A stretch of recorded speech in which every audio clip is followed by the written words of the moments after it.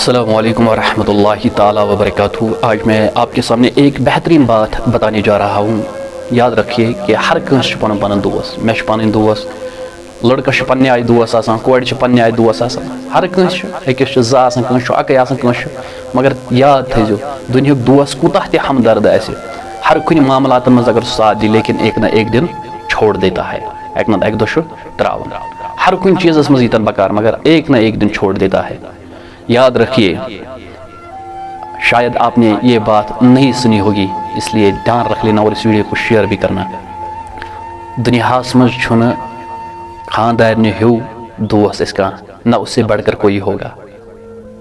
سب سے گہرا، سب سے بہترین دوست ہماری بیوی ہے۔ اس دنیا تراون یک طرف، اس پن تم دوست آسان، یم عارضی دوست تم تراون یک طرف۔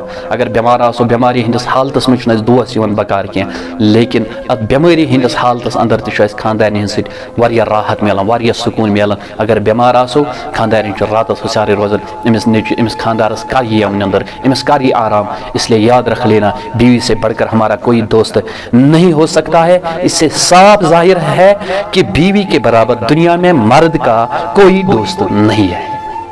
اس لیے یمن پنن خاندارن ٲسۍزیو عزت کران، یمن ٲسۍزیو نہٕ لایان کینٛہہ، یم چھِ سانہِ دلُک سکوٗن، سانہِ دلُک قرار۔ ٹھیک چھا؟ أسۍ آسو نہٕ پننٮ۪ن خاندارنٮ۪ن لایان بلکہ یمن آسو عزت کران۔ یاد رکھ لینا، عزت کٔرِو، عزت کرِ۔ السلام علیکم ورحمۃ اللہ۔